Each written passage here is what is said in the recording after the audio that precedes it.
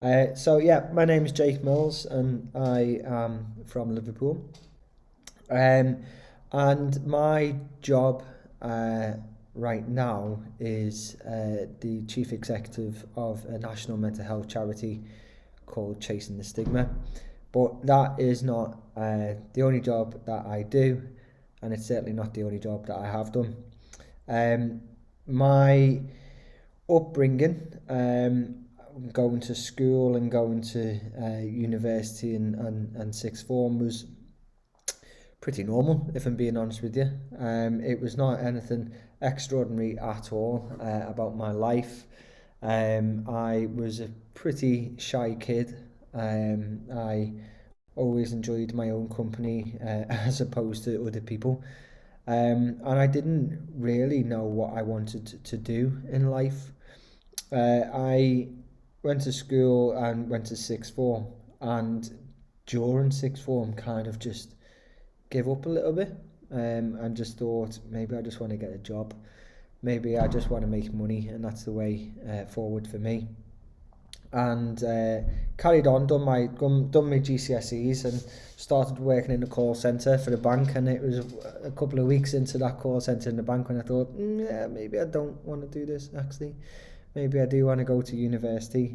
Luckily, I was in a position where I was able to apply for university, and I went to Hope to do media. Now, why did I do media at Hope University? In all honesty, it was the only degree that I thought appealed to me, not because of the filmmaking point of view, not because of the journalism point of view, quite simply because the thing that I was the most passionate about was comedy. I loved comedy. I loved stand-up comedy. I loved watching comedians. I loved absolutely everything about being able to make people laugh. I seen it as a superpower. I seen it as something that could unite people. I seen it as like the most confident thing and the most amazing thing that you could do. And I remember um, going to see, it was actually, I mean, don't get me wrong, I studied the pioneers of comedy, and people like Richard Pryor and Eddie Murphy, and people down the line. But it was going to see Peter Kay in probably, I don't want to guess now, but early 2000s, when for me I thought, this is what I'd love to do. I'd love to make people laugh. I'd love to have the power to be able to have people come, people all over the country, people of all different backgrounds, people of different religions, of people who would never get on with each other. I'd love to just be able to unite them and make them laugh. But I didn't know how to do that. Like, how do you become a stand-up comedian? I just thought comedians just were comedians. They're just born as comedians, and that's just what they do. So I went to uni to do media as a way of trying to get into that, and actually I did. I met different tutors, and I was introduced to a comedy course, and I'd done that comedy course where we were taught about how to write jokes, how to perform, how to hold a mic, all these little basic things. And at the end of it, we had a gig, and then after that gig, we had more gigs. And then I was going to different parts of the country to perform. And then there was a competition, which I won. And then I won a gong show. And then I started just to pick up. And I realised that it was the thing that I wanted to do most in the world.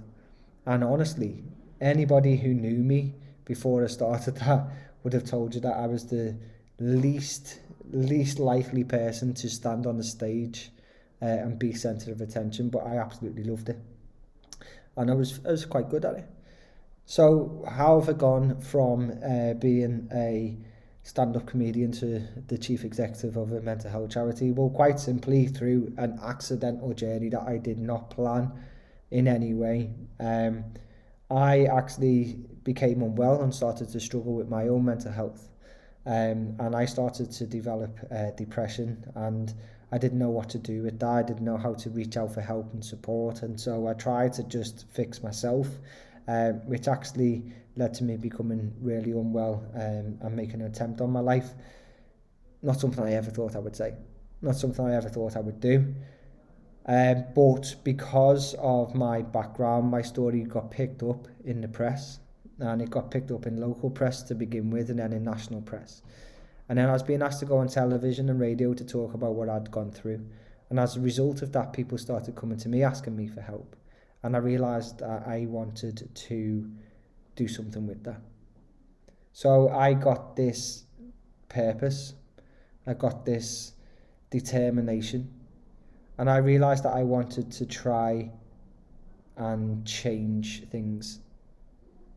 But I was just a comedian in Liverpool with no experience, with no understanding. But I created a charity, and then I created something called the Hub of Hope.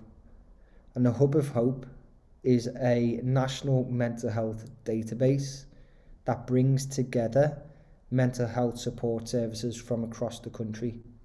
Support services of all different kinds, so whether that is NHS support, whether that is charities, whether that is community groups or private support, together in one place, in an app, free to use, free for all ages, free for everybody. So here I am, this comedian from Liverpool, set up a charity, created an app. What do we do now? So we've gone out, we've spoken to everybody, we've made ourselves heard, and we've proved the concept. And now the Hub of Hope is the biggest and most comprehensive mental health signposting tool of its kind in the UK. So now the Hub of Hope is used by the likes of Samaritans and Mind and police services across the country, ambulance services across the country, NHS services and UK government. We've completely changed it. But that's only because we've got a passion, because we've got a drive, and because we believe in ourselves. We're pushing ourselves forward. It was a journey that I didn't think I would do. It was a journey I didn't think I would ever be on. But I absolutely love what I do. I would never have planned for this. I'd never be planned to be where I am today. But what happens is sometimes plans change. Sometimes life will throw curveballs, and it's up to us as people to adapt, to take it on, to see the opportunity that's in front of us. And if you believe in yourself, to push forward. I was told a lot of times that I couldn't do what we're doing. I was told a lot of times that what I wanted to do with the Hub of Hope was impossible, that it cost too much, that people have tried to do it before, but we've done it. So what's kind of the biggest challenge for me and for our organisation?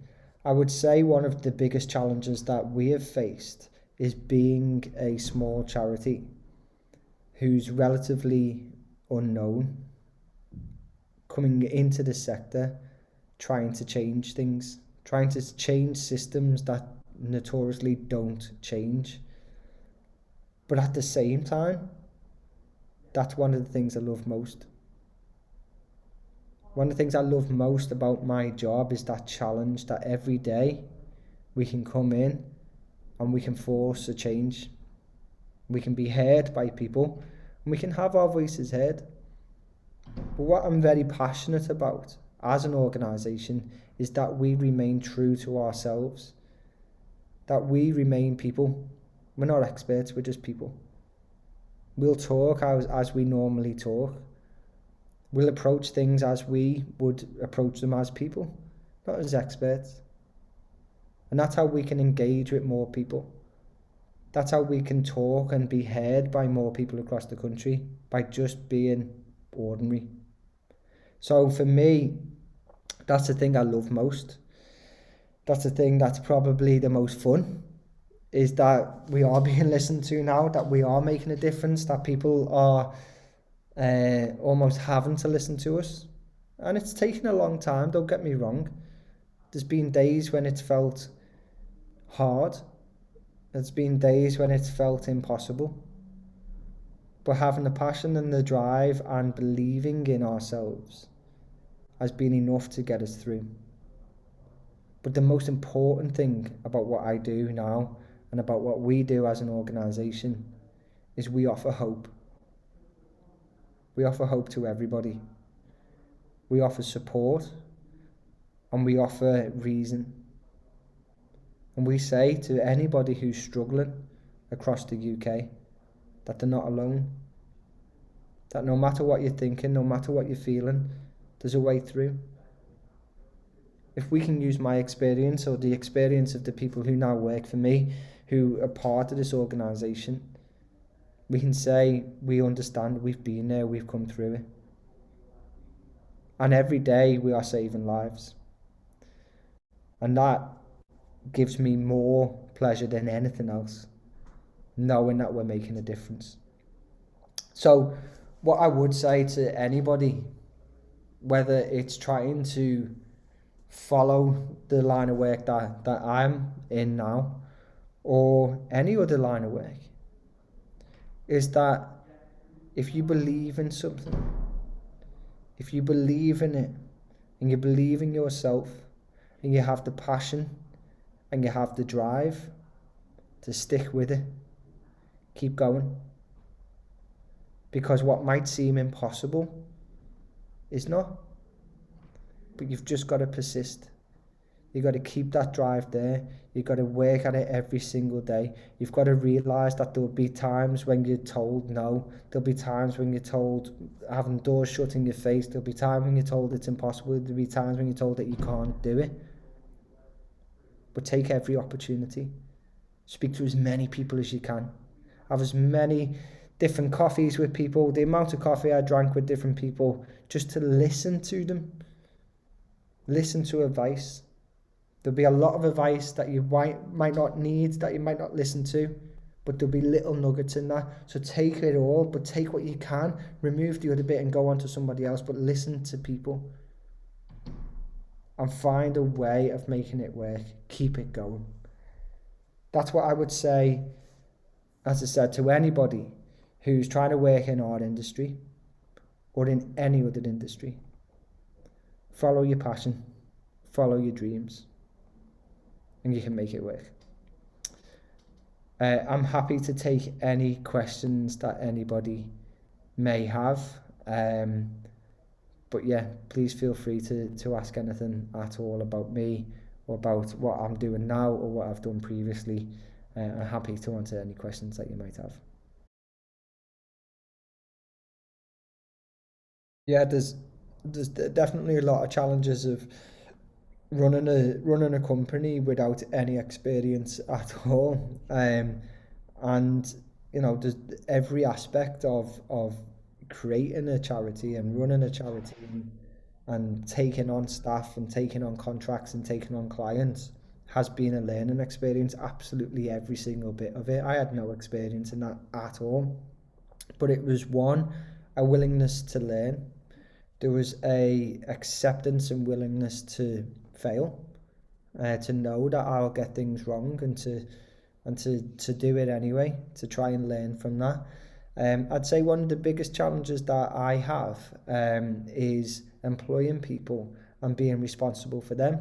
And that's probably been the biggest difference for me, because when it was me on my own, if it didn't work, it didn't work. It was just me, and I'll fall back on something else and I'll be able to find something else. But now being responsible for other people, being responsible for their wages and their mortgages and them looking after their family, that's a big responsibility for me, and it's a drive to try and ensure that we continue to grow every single day. But as I said, absolutely every aspect of this, whether that's from payroll, whether it's from tax, whether it's from business planning, I didn't have any of that. I'd never written a business plan before, and I don't know if this is the right thing to say, but I still don't have a business plan, but we learn on the job. We learn as we go, and that's what we've been able to do, is we've been able to use our passion and use our vision to do things The most important thing for me has been to drive a change, not to raise awareness, but to have something practical that we can make a difference, and it can actually be a practical solution for other people's problems. See, we've got a question in here, which has asked, is it difficult to get funding if it's a charity? So when we first started Chasing the Stigma has been a national mental health charity for coming up to, it'll be 5 years in December. When we first started this, the rules around charities was different. You had to have, I think I'm right in this now, but I think it was £5,000. You had to have £5,000 in an account in order to create a charity. Now, you couldn't fundraise for that. You couldn't do fundraising as a charity without being a charity. So you basically had to have money in the bank in order to set up. So what we done is we set up with something called the LCVS, which is the charitable and voluntary sector, where you'll be able to register an account with them. Now that's changed, and now you don't have to have funding in an account in order to create what is called a CIO, which is a charity. So we didn't have to have funding to create the charity, so that's why we were able to do it. It's quite difficult. If it's a long process to go through the application to become a charity. It's quite hard, but we went through that and were recognised and given a national mental health national charity number, and then in order to create funding opportunities, in order to get the money for charities, it can be difficult, and particularly as a small national charity, it's often hard because there's often pots of money available for local charities that we can't go for because we're a national charity. And then those who are giving money to national charities, often we're competing with large national charities who get the money. So sometimes we can fall through cracks. We, despite the importance of our work, as I said, being used by all these different organisations, we still depend almost entirely on public donations. So we're trying to get our name out there and our reputation growing so that we can encourage funding and fundraising from individuals as well as businesses. So it's an ongoing battle to fund a charity. It's not easy, it's not straightforward, but every time somebody feels the need or the willingness to give money to us, it literally it means a lot to us. Anybody giving money to us, it means an awful lot, and just somebody feeling like they can do that is a really nice gesture. There's another question: if someone is struggling with their mental health, what advice would you give them? If you're struggling with your mental health, I know this might sound a little bit over simplistic, but reach out for help. I know that might sound obvious, but look for the help and support that's available. I didn't, well, first of all, I didn't know that I was struggling. I wasn't aware of the signs and the symptoms. I didn't know what depression was. I didn't know what poor mental health was. So I knew that I wasn't feeling right, but I didn't know that it was something I could get help with. I thought that everybody felt the same way and they were just better at coping than I was. What I would say is that there's loads of different type of support out there. It's not a one-size-fits-all approach. It doesn't have to be going to counselling if you don't want to do that. It doesn't have to be medication if you don't want to do that. But it can be one, or it can be both. It can be a series of different things. Have a look on the Hub of Hope. There's support that's like there's a mental health football team, for example. So just speaking locally, but it's right across the country. Is look at the stuff that Everton in the community do in particular, and the Liverpool Foundation, where it's people coming together playing football, but then having that as an opportunity to talk about the mental health. There's loads of different support. There's music therapy, there's art therapy, there's text services. There's a lot of support. So have a look at the support that's available. reach out for it, reach out for that support when you need it. Don't think and hope that it'll get better. Don't think that you can just fix it yourself. Get a little bit of help, because if it was a physical condition, you would ask for help. You would go and get support. So do that for your mental health as well. What would be your top 3 tips for life and why? Number one, don't be an Evertonian. That's not being good for my mental health. What's your top 3 tips for life? Wow, I mean that's a heavy question. That one of them would be follow your gut, your instinct. I think there's a lot to be said about that feeling inside when you know something is either right or wrong, or if you feel like you want to do something, and even if there's a million barriers in the way, or potential barriers in the way, and you might speak to people who will say, well, have you thought about this, have you thought about that? But if you want it, it's in your gut to trust that instinct, to at least explore it, to go out and find those opportunities. Another tip for life is to look after yourself. And again, talking more about mental health but physical health as well, is that if you know yourself more than anybody, and with, as I said before, with your physical health, we often feel like if there's something wrong, we can go and ask for help. We can go and get that sorted. We don't wait. We might wait to a certain extent, but we go to the doctor, and if the doctor says try this medication or do this, we go okay. But with our mental health, we don't look after it, and if we ever struggle, we don't seek that help and support when we should do. We shouldn't have to go through something in order to understand it, or in order to start seeking help and support. So be aware of what's good for you, for your mental health, every day, every single day. What's good for your mental health? Have a think about what you do. What did you do yesterday or today, where you go, right, I'll feel better if I do this, or I'm looking forward to exercise, and I'm looking forward to going outside, I'm looking forward to just having an hour where I'm just watching Netflix. Whatever it might be, make them part of your everyday life, make them part of you. And the other thing that I would say is never be afraid to be yourself. I think a lot of people, particularly through the teenage years, are worried about being themselves, worried about saying about the things that they like, whether that's music or anything, because we're so worried about other people. And I know social media plays a part, but you will never be truly happy until you are content with yourself and who you are. And you need to build that confidence to accept who you are, accept your life, own any mistakes that you've made, because we all make mistakes. But I would say, I know this is slightly different, but you are not defined by your mistakes. You are defined by how you react to your mistakes. So the past doesn't define you, the future is in front of you. So learn from absolutely everything.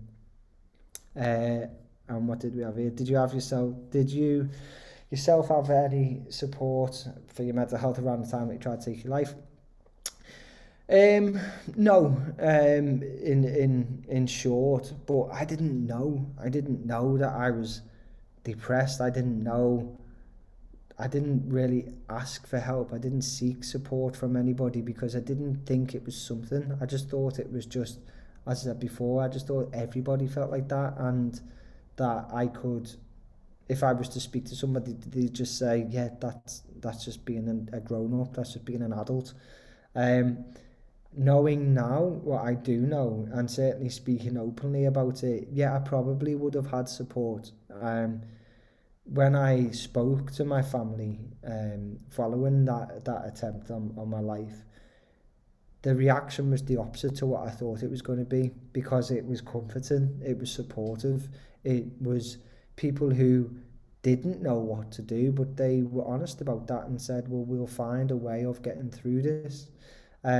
So I think if I would have had the confidence, or at least the knowledge of what I was going through, and to seek that help, and to speak to somebody, even if it was my friend. I've got friends who were going through the same thing as me at the same time, and I didn't know they were, and they didn't know I was. So speaking to each other is really important, because I'm telling you now, if you speak to somebody, the chances are they'll say, I understand that because I've felt it myself. So that's what I would learn from that. Um, what are the signs of depression? Well, there can be many different signs of depression, or poor mental health. Not all of these would be specifically mean that you are unwell. But first of all, what we need to establish here is that everybody has mental health. Everybody. And we are all on that scale. So just like with our physical health, it can be good and it can be bad. So there's a lot of steps in between good and bad. So what you need to realize is that you can be really healthy, or you can be really unwell.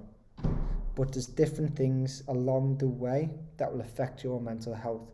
So you're not just going to go from one to the other. You can be struggling, or you can be coping, or you can be struggling, or you can become unwell. And there'll be different things that happen to your mood and your behavior along those ways before you get to this stage. So if you think of things like insomnia, lack of sleep, being unable to sleep, if you think not having any motivation, if you think of not having, one of the things that I felt was like a numbness to thoughts and to feelings and emotions and everything like that. Not having, as I said, any motivation to and concentration, not being able to focus, being irritable, being generally down, having really low lows as well as really high highs. Those mixes. There's a lot of different things, and I'm happy to share that because there's stuff on our website as well if you want to have a look. But what I would say is that if your mood and your behavior and your health isn't quite there, the steps that you can take along this way to prevent you from getting to that really low unwell stage, and try to be as healthy as you can. We can all do things every day to look after our mental health. Now I've got a cough, sorry. Um, what would be the next step in controlling and understanding your mental health? Now, for me, I've gone through that full cycle. And so I understand my mental health more now than ever before. And now I'm aware of what my triggers are, and what I can do to look after my mental health. So one of them, for example, is that if I have a couple of bad nights sleep, that I need to, say on a third night, second or third night, I need to go to bed early and I need to get a proper night's sleep. I know that exercise is incredibly important for me and my mental health. So I know that I need to be going running at least once or twice a week. I need to be going to the gym at least once or twice a week, and that's important for me and my mental health. But it's individual to everybody. You've got to realize and think about what's good for your mood, for your behavior, for your health. What's the things that make you feel better? And importantly, what's the things that make you feel worse? Now, as I said before, actually, I don't know if I said before, I've spoke a few times, but there can be unhealthy things that we do for coping, maybe some self-medication. Drinking, for example, drinking alcohol can be, for some people, absolutely fine. For other people, it can be a form of coping and that self-medicating, which is not good. So it's looking at your relationships with stuff, whether that is alcohol, whether that is food, whether that is other things. What's that relationship? What's good for you and what's not good for you? As I said before as well, social media. Now, there's this whole thing with social media that we need to be open, and we need to take in all these views and all these thoughts, and you don't. Your social media is yours. It's for you. So if you want to close that off, if you want to mute certain words, if you want to block certain people, if you want to prevent yourself from seeing things that are not good for your health, then you absolutely can and should do that. And the other thing, in terms of mental health generally, is we need to be talking about it every day. So we don't need to just talk about mental health when it's bad. We don't just need to talk about it when somebody is unwell. We need to talk about it like we do with our physical health every single day, thinking about our mental health as an aspiration, as something that we can aspire to have really good mental health, because we can. And I would say that's probably one of the biggest differences between our physical and mental health, is that with our physical health, if I was to say the words physical health to you, I imagine you've got thoughts in your head of somebody in good physical health. That might be you. It might be a image of yourself. It might be somebody going to the gym. It might be eating fruit and veg. It might be all these different things. But if I said the words mental health, you think probably of somebody unwell. That's what we need to change. So we need to take away this negative that comes with mental health, to have it as a positive, as an aspiration, talk about it on an everyday basis, and talk about what to do if we are struggling, which is find help and support as and when you need it, not waiting. What do you think of the NHS mental health services? Well, I mean, there's two sides to this answer. One of them is that the NHS mental health services can be very good. However, they are not funded enough, they are not supported enough, and there is not enough of them. The funding for mental health services is nowhere near where it needs to be. And quite frankly, the waiting lists and the thresholds for NHS services are incredibly high, and they're preventing people from getting help when they need it, and they are in many cases the reason why people lose their lives, because of those thresholds and because of those waiting lists. And that needs to change. And I know governments have only recently announced more funding, but it's still not enough. The system's not fit for purpose. We have to do so much more. But that's why we exist. Because we know that there's charities out there, we know that there's private support, we know that there's community groups who offer life-saving support. And what we're trying to say to people is, whilst you're on a waiting list, you can go and find help and support elsewhere. You don't have to just sit and wait. That waiting list, you'll still be on that by going somewhere else. Just because you get given medication doesn't mean that you can't go and seek help and support somewhere else. Have a look at the options, use the options that you've got, because there's loads of different options. It's not just NHS. But when it then comes round to that, and you're able to get through those waiting lists and those thresholds, then the services are there and they can be very good. But you should give yourself options and know that there's different choices.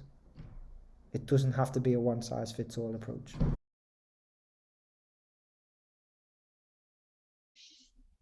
In the same way with alcohol and drugs, and using them as a way of a coping mechanism is not healthy for anybody. I can understand why people do it. Because you can feel like there's no other option, or it might be the easiest option, or it might feel like the most comforting option at the time, but it's not the right option. And there's other support, and there's specific support out there for those who have either addiction or abuse drugs or alcohol. There's support out there, and you will be better off with that support. And I know it's not easy. I know that. I know that it can be incredibly hard to come off that and to move away from what you feel is a safety bubble, is a safety net, is a comforting area. But it will be better for you, absolutely guaranteed, hand on heart, I promise you. It will be better for you to come away from that and find the help and support that's available. There's people who are ready, there's people who are willing, and there's people who are more than experienced to help you. There's people as well who have been there, who've come through it, who understand your perspective. So look for that help. reach out for that help and support. If you find yourself abusing that, whether it's drugs or alcohol, as a way of coping, that's the time to reach out for that help and support.